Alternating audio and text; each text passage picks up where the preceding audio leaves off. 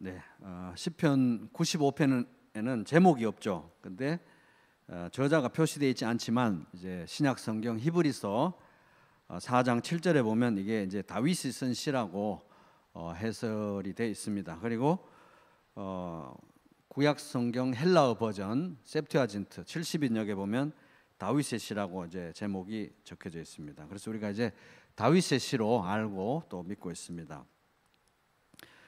95편 1절을 보면 오라 우리가 여호와께 노래하며 우리의 구원의 반석을 향하여 즐거이 외치자. 그래서 부르짖자, 외치자, 환호하자 이런 단어가 여기 두 번이나 사용됐습니다. 그래서 이 시는 이제 하나님 앞에 우리가 나아갈 때 어떤 태도로 나아갈 것인가. 일단 기쁜 마음으로 환호하며 큰 소리로 노래 부르면서 아주 기쁘게 찬양하면서 나아가자. 2절도 우리가 감사함으로 그 앞에 나아가며 시를 지어 즐거이 그를 노래하자. 즐거이 그를 노래하자도 환성을 올리자 이런 취지의 단어입니다. 그래서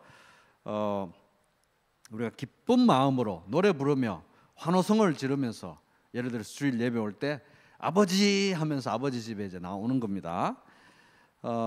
그리고 그렇게 해야 되는 이유가 이제 3, 4, 5절에 그려져 있습니다. 일단 3절 보면 여호와는 크신 하나님이요 모든 신들보다 크신 왕이시기 때문이다.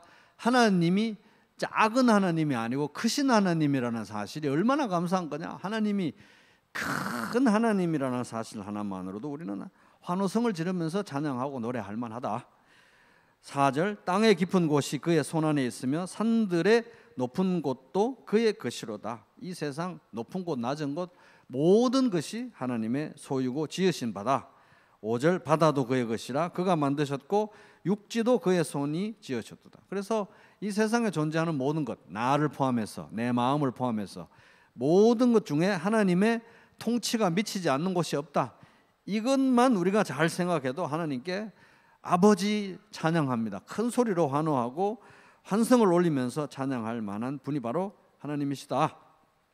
그래서 제1계명 너는 나 외에 다른 신을 내게 두지 말라고 하신 그 제1계명 그분만이 창조주시고 그분만이 모든 것을 붙들고 계시고 그분만이 우리에게 복을 주시는 정말 찬양할 만한 분이다 하는 제1계명의 진실성에 근거해서 환호하고 즐거이 노래하며 하나님을 찬양하자 이런 얘기고요. 그래서 하나님께 나아갈 때 첫 번째 태도는 환호하면서 기쁘고 즐거이 부르면서 나아간다.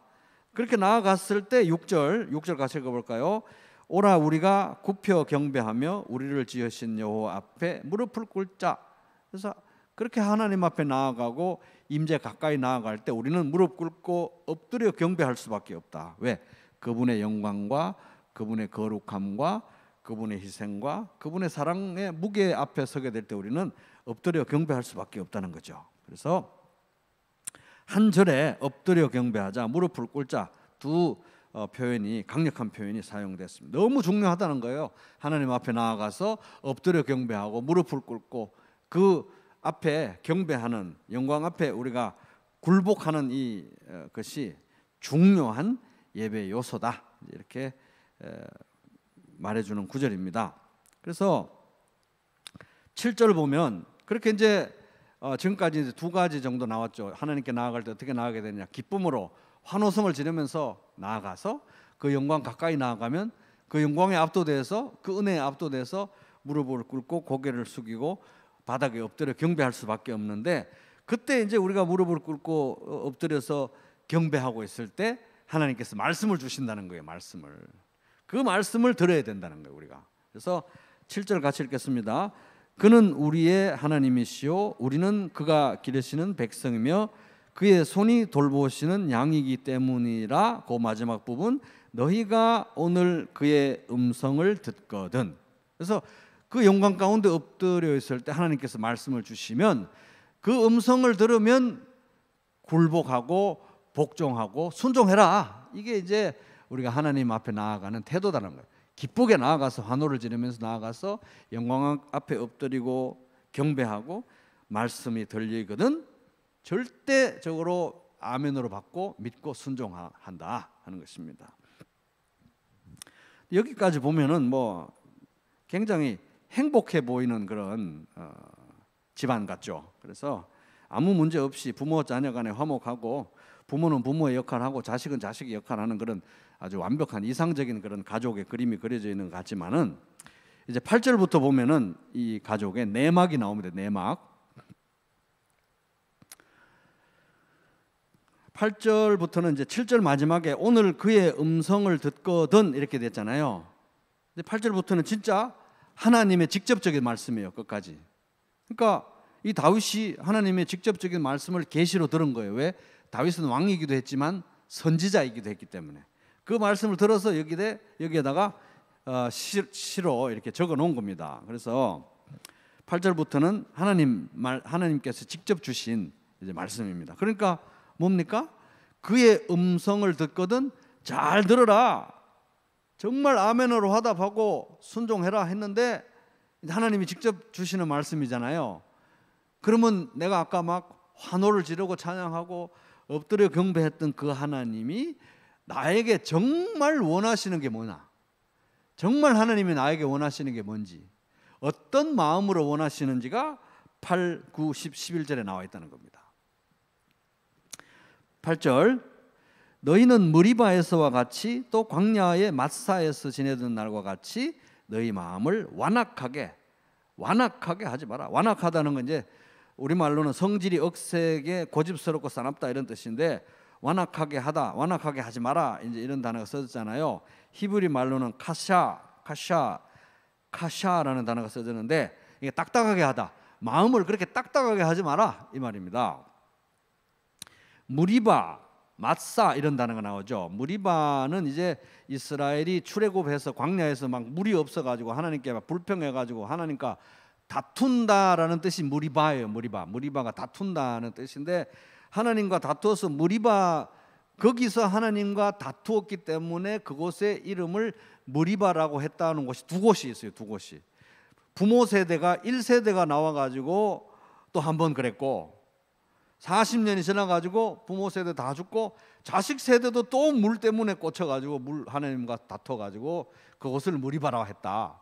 두 군데가 나옵니다. 그래서 출애굽기 17장에 이제 보면은 르비딤에 진을 쳤는데 거기서 또 물이 없다고 그래가지고 막 모세에게 대들고 하나님과 다투고 했어요. 그래서 거기를 이제 무리바라고 하고 또 다른 말로는 마사라고 했다 이렇게 이제 나옵니다. 마사라는 것은 하나님을 테스트했다, 시험했다 이렇게 이해할 수 있습니다. 그래서 그게 출애굽기 17장에 나오는 내용입니다. 부모 세대가 한 거예요. 하나님이 출애굽은 시켰는데 나에게 물을 주실까? 이거예요. 예수님이 십자가에서 내 죄를 위해 죽고 3일 만에 살아나시긴 했는데 그건 좋다 이거 믿는다 이거예요. 근데 정말 내 인생을 책임지실까? 다음 달 내게 생활비를 주실까? 내가 살아가는 동안 끝까지 내 인생에 동행하실까? 십자가에서 죽고 3일 만에 산 건 믿는데 오늘날 나를 정말 인도하실까?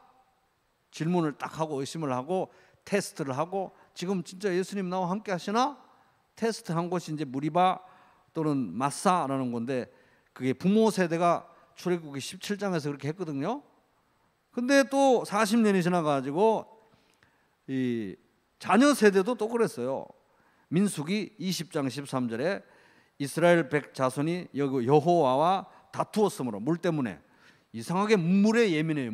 물에 예민해요. 이스라엘 다투었으므로 이를 무리라 하니라. 여호와께서 그들 중에 그 거룩함을 나타내셨더라. 민수기 20장 13절. 그렇게 하지 말라는 거예요. 그렇게 하지 말고 오늘날 하나님께서 말씀하시면 들어라. 청종해라. 순종해라. 부드러운 마음을 가지고 딱딱하게 하지 말고 9절 같이 그때에 너희 조상들이 내가 행한 일을 보고서도 나를 시험하고 조사하였도다. 그렇게 40년 동안 하나님께서 먹이시고 다 채우시고 하셨는데도 어제까지 그렇게 했는데도 오늘도 못 믿는 거예요. 오늘. 그래서 이제 그 얘기입니다. 다른 번역으로 읽어보면 너희 조상들은 그때 내가 한 일을 보고서도 나를 시험하고 또 시험하였도다. 테스트하고 또 테스트하고 시험하고 또 시험하고 십자가와 부활은 믿는데 근데 오늘 내 인생을 책임지실까요? 어제까지 책임지신 건 아는데 오늘 또 책임지실까요? 오늘까지 한 건 아는데 내일은 책임지실까요? 이런 식으로 이제 가는 겁니다. 10절 같이 내가 40년 동안 그 세대로 말미암아 근심하여 이르기를 그들은 마음이 미혹된 백성이라 내 길을 알지 못한다 하였도다. 여기 이제 미혹되다 이런 표현 나오잖아요. 정신이 헷갈리어 갈팡질팡 헤매게 된다 이런 뜻인데, 그러니까 이 갈팡질팡하고 헷갈리고 헤맨다는 건 길을 모른다는 거잖아요. 길을 모르니까 갈팡질팡하고 헤매죠. 근데 길을 알고서 그런 게 아니라 길을 모르는데 10절 끝에 보면 내 길을 알지 못한다. 그러니까 길을 모르면서도 하나님의 길은 죽어도 안 가는 거예요. 길을 알고서 하나님의 길을 안 가는 게 아니라 길을 모르고 갈팡질팡 하는데 하나님의 길은 절대 안 가요. 그래가지고 여기 보면 이제 아까 7절 후반부에 그가 오늘 말씀하시면 이렇게 됐잖아요. 하나님이 직접 하는 말씀이고 다윗에게 주신 말씀이고 하나님의 속마음이 담긴 말씀이에요. 근데 참 여기 보면은 내가 10절 40년 동안 그 세대로 말미암아 뭐 했습니까? 근심하여 이러기를 했잖아요. 근심하여, 이게 쿠트라는 단어인데 쿠트라는 단어인데 이게 굉장히 근심하다는 표현은 아주 완곡하게 친절하게 번역한 거예요. 친절하게. 쿠트가 이게 이제 그 히브리어 사전에 찾아보면은 몹시 싫어하다, 진저리를 내다, 질색하다, disgust, 구역질 나다 뭐 이런 뜻이에요. 엄청 원색적이죠. 진짜 원색적인 거예요. 하나님이 직접 말씀하신 거예요. 다윗에게 속마음을 털어놓은 거잖아요. 하나님이. 그러니까 이 다른 번역으로 읽어보면 이런 겁니다. 40년 동안 그 세대에 진저리가 나서 나는 말하였노라. 마음이 빗나간 백성이다. 아주 마음이 비뚤어졌구나. 그들은 내 길을 깨닫지 못한다. 길도 모르는데 내 길은 죽으라고 안 가고. 그래서 하나님은 그들을 바라보는 게, 출애굽 1세대를 바라보는 게 마음이 고통스러웠는데 어느 정도까지, 구역질이 날 정도까지 고통스러웠다 하는 겁니다. 이게 이제 우리의 영적 현실이에요. 하나님이 뭐 우리를 사랑하신다고 하니까 하나님 우리한테 뭐 미운 게 하나도 없어가지고 나에게 미운 게 하나도 없어가지고 하나님이 나를 사랑하시는 그런 게 아니고, 죄는 미워하시고 죄인은 안 미워하시고, 내가 아무리 죄를 지어도 하나님은 뭐 나를 볼 때는 미운 마음이 하나도 안, 이게 아니라는 거예요. 이게 보면은 몹시 싫어하다, 진저리를 내다, 질색하다, 구역질나다. 그래서 이제 시편 5편에 보면은 주님은 죄악을 좋아하시는 하나님이 아니십니다. 악인은 주님과 어울릴 수 없습니다. 교만한 자들 또한 감히 주님 앞에 나설 수 없습니다. 주님께서는 악한 일을 저지르는 자들을 누구든지 미워하시고, 악한 죄를 저지르는 자를 미워한다는 거예요. 거짓말쟁이들을 멸망시키시고 싸움쟁이들과 사기꾼들을 몹시도 싫어하십니다. 시편 5편 4절에서 6절. 그래서 하나님은 죄인들을 싫어하시는 거예요. 싫어하시는데도 사랑하시는 거예요. 너무너무 미워하는데 사랑하시는 거예요.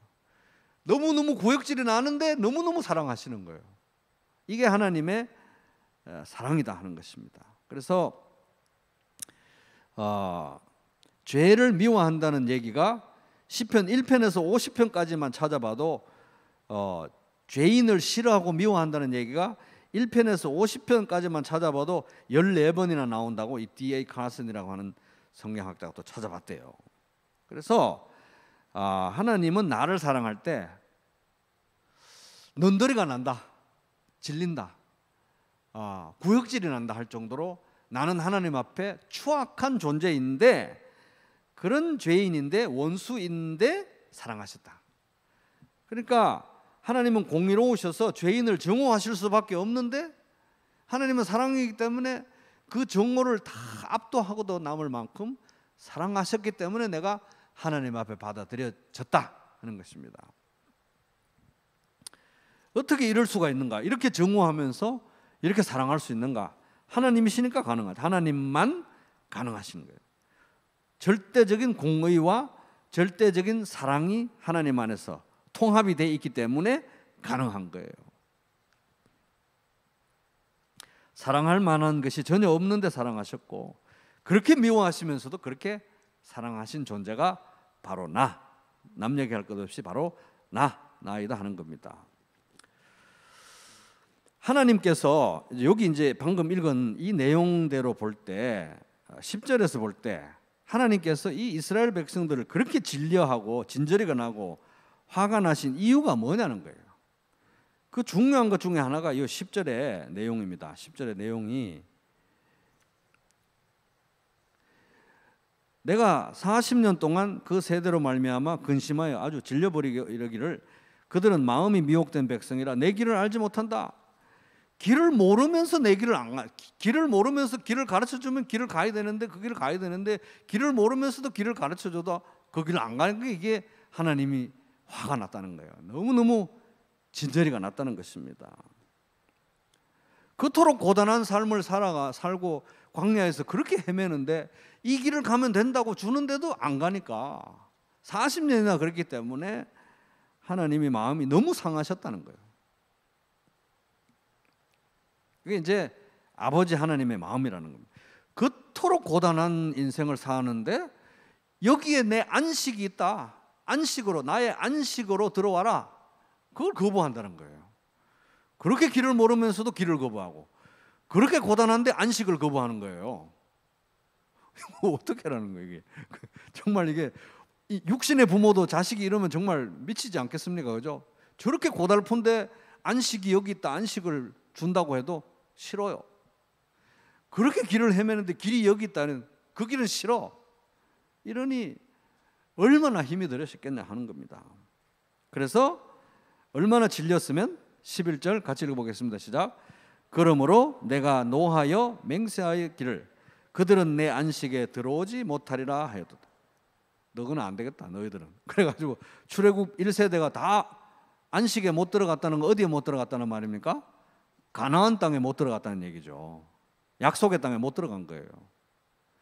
약속의 땅으로 인도하기 위해서 출애굽을 했는데 약속의 땅에 못 들어간 거예요.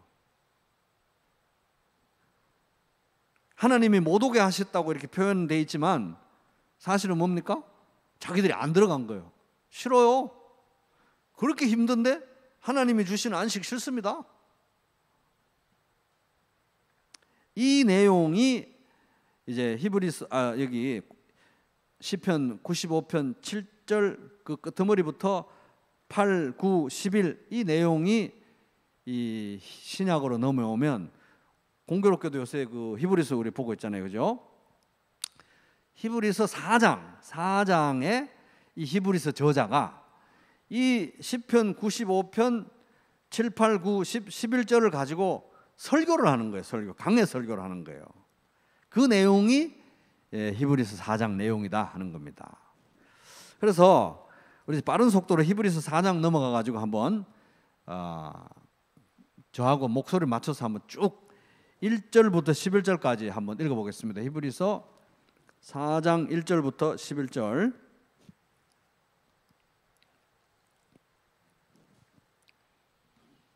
찾으셨나요? 히브리서 4장 1절부터 11절 저하고 목소리 맞춰서 한번 읽어보겠습니다.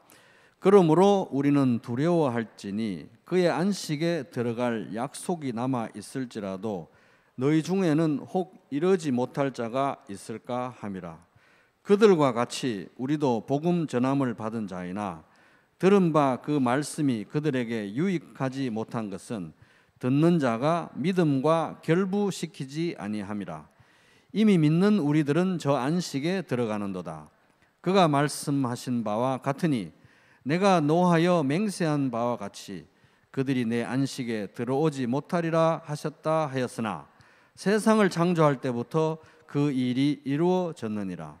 제7일에 관하여는 어딘가에 이렇게 일렀으되 하나님은 제7일에 그의 모든 일을 쉬셨다 하였으며 또 다시 거기에 그들이 내 안식에 들어오지 못하리라 하였으니 그러면 거기에 들어갈 자들이 남아 있거니와 복음 전함을 먼저 받은 자들은 순종하지 아니함으로 말미암아 들어가지 못하였으므로 오랜 후에 다윗의 글에 다시 어느 날을 정하여 오늘이라고 미리 이같이 일렀으되 오늘 너희가 그의 음성을 듣거든 너희 마음을 완고하게 하지 말라 하였나니 만일 여호수아가 그들에게 안식을 주었더라면 그 후에 다른 날을 말씀하지 아니하셨느니라. 그런즉 안식할 때가 하나님의 백성에게 남아있도다. 이미 그의 안식에 들어간 자는 하나님이 자기의 일을 쉬심과 같이 그도 자기의 일을 쉬느니라. 그러므로 우리가 저 안식에 들어가기를 힘쓸지니 이는 누구든지 저 순종하지 아니하는 본에 빠지지 않게 하려 함이라. 거기까지만 하겠습니다. 복잡하죠, 내용이. 이게 복잡한 내용, 굉장히 복잡한 내용입니다. 그래서 이거를 그냥 이 성경의 히브리서 4장의 내용을 따라가서 이야기하다 보면 이게 너무 복잡해지기 때문에 그냥 이거를 시간 순서대로 제가 한번 쭉 정리해 봤으니까 한번 들어보시기 바랍니다. 이런 식이에요. 그러니까 하나님이 6일 동안에 천지를 창조하셨잖아요. 그리고 7일에 쉬셨어요. 안식하셨습니다. 안식. 그게 이제 하나님이 뭐 피곤해서 안식하신 게 아니라 피조물인 우리들에게 안식의 본을 남기신 거예요. 안식의 패턴을 남기신 거예요. 그게 원형이 되는 겁니다. 그런데 인간은 이 하나님의 안식, 에덴 동산 안에 모든 게 다 화평하고 안식하고 있었잖아요. 그 하나님의 안식을 거부하고 깨고 하나님을 떠났죠. 그게 타락입니다. 타락. 그래서 인간의 죄는 근본적으로 뭐냐? 죄와 타락이란 근본적으로 뭐냐? 하나님의 안식을 떠나는 게 죄예요. 아, 싫어요. 하나님 안식 싫어. 이게 죄의 본질이라는 거예요. 그러면 구원은 뭐겠어요? 구원, 다른 말로 하면 하나님의 안식으로 회복되는 게 구원이다 이 말이에요. 하나님의 안식으로 회복되는 게 구원이다. 그래서 이제 시간이 좀 흘렀습니다. 이스라엘이 이제 출애굽했잖아요. 출애굽. 이집트에서 나와 가지고 그들에게 약속된 것은 목적지는 이제 가나안 약속의 땅 안식이죠. 그걸 이제 안식이라고 합니다. 안식으로 이제 그림을 그려준 거잖아요, 성경에. 근데 이 사람들은 하나님을 불신했고 불순종했죠. 믿지 않았고 순종하지 않았죠. 그래서 출애굽 1세대들은 다 죽습니다. 안식에 못 들어간 거예요. 그죠? 요런 그림, 이스라엘의 국가적인 이제 출애굽과 국가적인 그 안식에 들어가는 이것이, 이 사건이 또 하나의 그림이 되는 거예요. 이제 그림, 다음 세대를 후대를 위한 그림이 되는 거예요. 패턴이 되는, 타입이 되는 겁니다. 모형. 그래서 무엇이든지 전에 기록된 바는 우리의 교훈을 위하여 기록된 것이니 우리로 하여금 인내로 또는 성경의 위로로 소망을 가지게 함이니라. 로마서 15장 4절. 그래서 이스라엘의 출애굽과 이스라엘이 안식에 들어가는 이 문제는 국가적인 차원의 것이니까 오늘날 우리가 개인적으로 구원받는 이거하고 딱 맞는 그림은 아닌데 큰 틀에서 볼 때 아주 유용하고 정확한 그림을 그려주는 거예요. 자, 그럼 이제 아까 창조 때에 하나님이 안식하신 게 원형이 있죠. 패턴이 있죠. 출애굽 시대에 이 사람들이 출애굽 1세대가 안식에 못 들어간 어떤 또 그림이 하나 그려졌습니다. 그죠? 이제 또 조금 지나가겠습니다. 그래서 1세대는 안식에 못 들어갔죠. 근데 2세대는 들어갔습니까? 못 들어갔습니까? 2세대는 들어갔죠. 2세대는 누구의 인도하에 들어갔습니까? 여호수아의 인도하에 들어간 2세대는 여호수아의 인도 아래 약속의 땅에 들어갔어요. 그러니까 지금까지 그려진 그림으로 말하면 여호수아의 인도하에 출애굽 2세대는 안식에 들어간 거잖아요. 지금까지 내용으로 보면. 그런데 히브리서의 이 저자는 질문을 하는 거예요. 정말 출애굽 2세대가 참된 안식에 들어갔느냐? 하나님의 역사가 거기서 종결됐느냐? 완성됐냐? 이렇게 질문하는 거예요. 여호수아가 진정한 안식을 줬느냐 이 말이에요. 여호수아가. 근데 여호수아라는 단어가 예수라는 단어예요. 예수. 우리 예수님하고 똑같아요. 예수를 히브리 말로 발음하면 여호수아예요. 여호수아. 모세의 종 여호수아가 진정한 안식을 줬느냐? 못 줬다는 거예요. 그걸 어떻게 아느냐? 그게 이제 시편 95편을 통해서 안다는 거. 자, 저기 이제 아까 창조 때 하나님이 안식하신 얘기 있었죠? 그다음에 출애굽 시대에 1세대는 안식에 못 들어가고 2세대는 안식에 들어갔죠. 그다음에 한 400년 지나가지고 다윗 시대에 다윗이 시를 쓴 거예요. 그러면서 다윗은 오늘이라고 하면서 자기 당대 사람들에게 또 그리고 그 후손들에게 오늘 너희가 하나님 말씀을 들으면 그때처럼 그러지 말고 순종해서 안식에 들어가라. 이런 식으로 말하니까 다윗의 시를 딱 읽어보면 뭔가 여호수아 시대에 안식이 개운하게 해결이 안 된 거구나. 안 그랬으면 왜 다윗이 여기서 오늘이라고 하면서 하나님 말씀을 청종하고 안식에 들어가라고 왜 다윗이 시편 95편에서 왜 얘기했겠느냐? 모세의 종 여호수아는 예수아는 안식을 참된 안식을 못 준 거다. 이렇게 이제 성경을 푸는 거예요. 히브리서 저자가. 그러면 참된 안식은 누가 주느냐? 성육신한 예수와 성육신한 여호수아, 성육신한 예수 그리스도에 의해서만 참된 안식이 주어진다. 지금까지 것들은 다 그림에 불과했다. 그래서 수고하고 무거운 짐진 자들아 다 내게로 오라. 내가 너희를 쉬게 하리라. 마태복음 11장 28절. 참된 안식은 안식일의 주인이신 그리스도에 의해서만 주어진다. 그래서 안식이 너무 중요한 거예요. 안식이 그렇게 중요하니까 맨날 예수님이 안식일을 지켰냐 안 지켰냐 이거 가지고 막 싸우고 유대인들도 대들고 예수님은 끝까지 안식일에 대해서 밀어붙이시고 그 안식일에 시비가 돼가지고 결국은 십자가 사건으로 촉발이 되는 거지 않습니까? 그죠? 근데 예수님이 오신 거는 안식을 주시기 위해서 오셨다는 거예요. 안식은 다른 말로 하면 구원이에요. 구원. 수고하고 무거운 짐진 자들아 다 내게로 오라. 내가 너희를 쉬게 하리라. 진짜 안식을 주겠다. 안식이 구원이라는 거예요. 구원. 참된 구원은, 참된 안식은 예수님만 주신다는 거예요. 그래서 예수 그리스도를 믿은 우리는 안식을 얻은 거예요. 예수님 안에서. 일단 근본적으로 안식을 얻은 거예요. 왜? 죄로부터 안식, 두려움으로부터 안식, 죄책감으로부터 안식, 모든 죄와 어둠 속에 있는 것들로부터 안식을 일단 얻은 거예요. 그죠? 일단 우리는 안식을 기본적으로 얻은 사람들인 거예요. 예수님 안에서. 그죠? 그러나 안식은 완성이 됐나요? 안 됐나요? 안 됐죠. 안식이 아직 완성이 안 됐어요. 그래서 지난번에 언제 한번 얘기 드렸던 이미 그러나 아직이라는 거예요. 이미 안식을 얻었어요. 예수님 안에서 완전하게. 근데 아직 완성이 안 됐어요. 그죠? 그런 겁니다.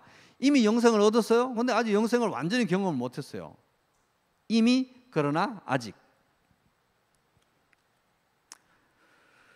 그러면 이제 우리가 장차 얻게 될 완전한 안식은 언제 얻게 되느냐? 예수님이 다시 오시고 모든 악을 다 심판하시고 하나님 나라를 완성하실 때 우리가 안식의 완성을 경험하게 된다. 그죠? 그겁니다. 그러니까 안식의 완성은 구원의 완성이죠. 그런 면에서. 그럼 이 중간에는 뭐 하냐는 거예요. 근본적으로 우리가 안식을 얻었고 예수님 안에서 안식을 얻었고 이미 얻었고 아직 완성되지 않았잖아요. 이미 그러나 아직. 이미 얻었는데 아직 완성되지 않았어요. 이미 얻었는데 장차 완성을 바라보고 있어요. 그럼 이 중간에는 뭐 할 거냐? 중간에 뭐 할 거냐가 히브리서 4장 11절입니다. 같이 읽어보겠습니다. 4장 11절. 그러므로 우리가 저 안식에 들어가기를 힘쓸지니 이는 누구든지 저 순종하지 아니하는 본에 빠지지 않게 하려 합니다. 이 안식이라는 결국은 쉼인데 예수님이 쉼을 주셨으니까 나 이제 예수 한번 믿었고 예수 한번 영접했으니까 나는 편안하게 쉴란다. 그게 아니라는 거예요. 이 쉼을 위해서 치열하게 달려가라. 이미 안식을 얻었는데 장차 안식이 완성되죠.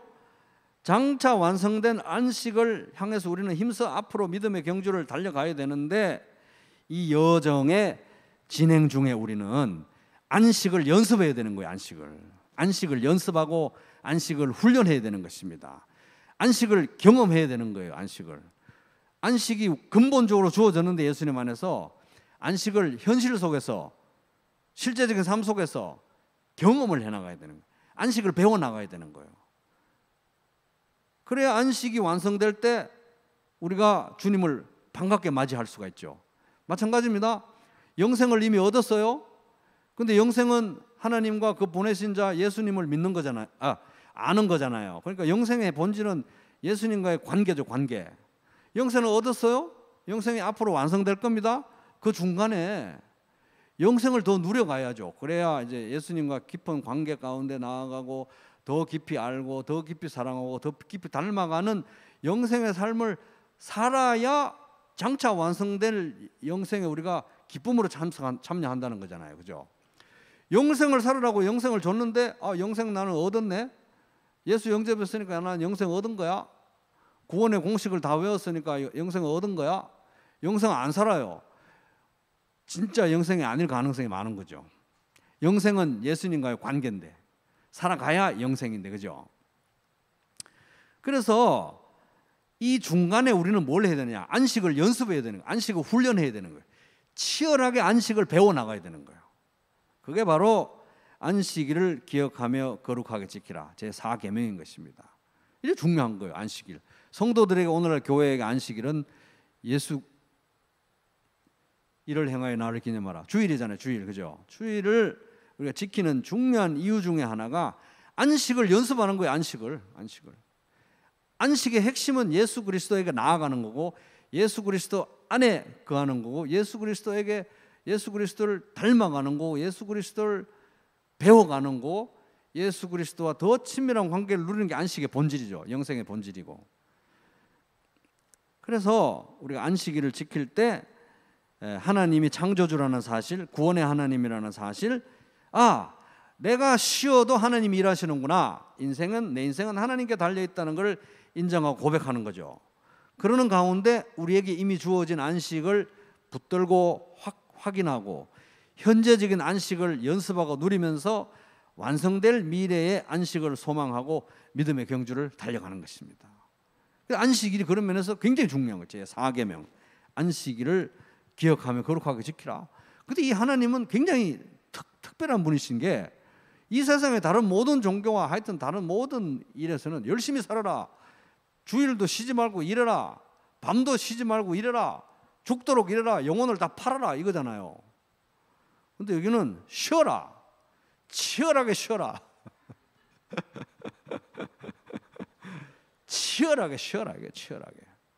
치열하게 예수 그리스도 안에서 쉬어라 하는 겁니다. 이게 구원의 본질이라는 거예요. 본질. 안식이 구원의 본질이라는 거예요. 그러고 보면 이제 안식은 결국은 우리의 구원이에요. 구원. 이미 얻은 안식, 계속 누리는 안식, 완성될 안식. 안식을 위해서 구원하셨다는 거예요. 난 안 쉬어도 돼요. 안 쉬어도 돼. 이 땅에 있을 때 죽으라고 살아야죠. 밤낮으로. 주일이고 뭐고 막 밤낮으로 그냥 살아야죠. 그게 미덕이 아니고 치열하게 안식해라 하는 거예요. 치열하게 안식. 그래서 안식의 핵심은 예수 그리스도죠. 예수 그리스도. 안식은 결국 예수 그리스도. 왜냐하면 안식이 구원인데 예수님이 우리 구원이잖아요. 우리의 구원, 우리의 의로움, 모든 것 되시잖아요. 그죠? 예수님 안에 안식이 있는 거예요. 그러니까 안식의 본질은 더 예수님에게 집중하고 예수님에게 나아가고 예수님과 친밀하게 관계를 맺고 예수님을 배워가고 예수님을 닮아가고 예수님과 연합하고. 안식의 핵심은 예수 그리스도. 안식, 그러니까 예수님이 안식일의 주인이죠. 안식의 주인이죠.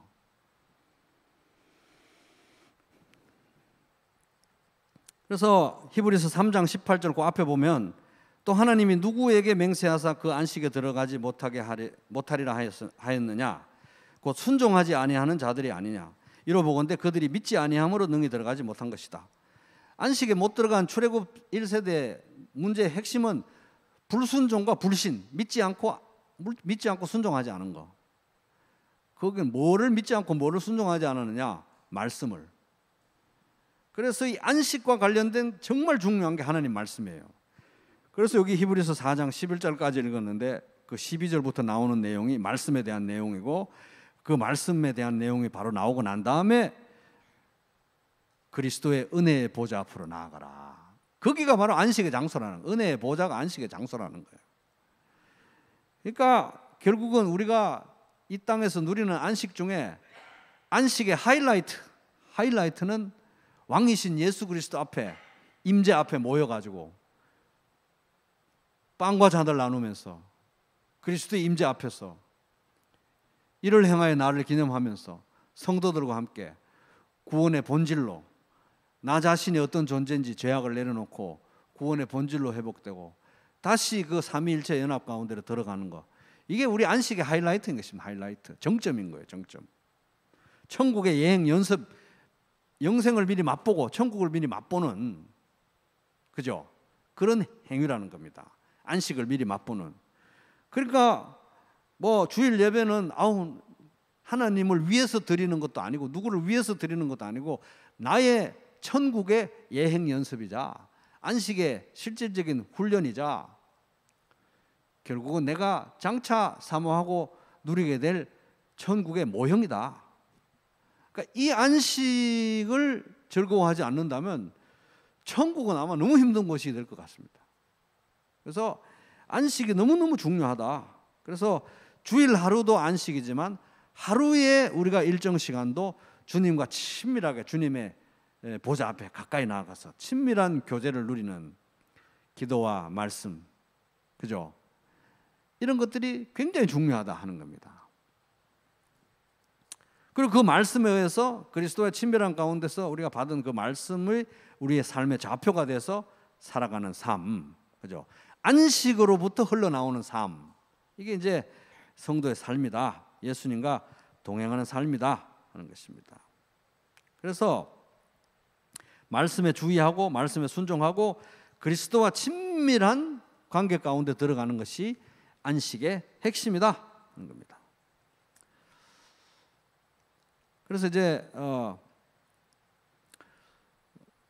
시편 95편 7절에 보면 그는 우리의 하나님이시요 우리는 그가 기르시는 백성이며 그의 손이 돌보시는 양이기 때문이라 너희가 오늘 그의 음성을 듣거든. 말씀이 굉장히 중요하다는 거예요. 음성에 잘 귀를 기울이고 순종하고 따라가는 게 안식의 핵심 열쇠가 된다 하는 겁니다. 그래서 영생을 우리가 얻었고 영생을 누리고 영생의 완성을 앞으로 기다리듯 영생의 핵심은 그리스도와 친밀한 관계이듯이 안식도 마찬가지라는 겁니다. 근본적으로 얻었고 나날이 연습하고 특별히 공동체적인 예배 가운데 안식을 경험하고 장차 다가올 안식의 완성을 바라보면서 안식을 향해서 치열하게 달려가는, 이게 앞뒤 말이 굉장히 모순되잖아요. 쉬는데 치열하게 쉼을 추구하라. 치열하게 안식을 추구하라. 왜냐하면 이 안식을 못 누리게 하려고 마귀가 총공격을 펴거든요. 이 세상이 총공격을 펴요.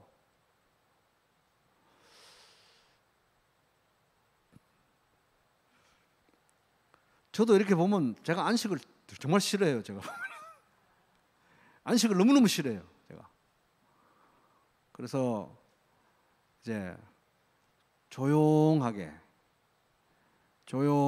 좀 내려놓고 아무것도 좀 안 하면서 말씀과 그리스도에 집중하고 천천히, 누가 잡으러 오는 거 아니니까 천천히 기도하는, 그렇죠?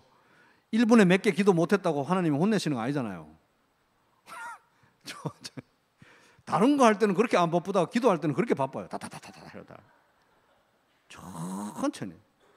다른 거 막 신문 볼 때는 그렇게 안 바쁘다가 말씀 볼 때는 너무너무 바쁘잖아요, 우리, 그죠?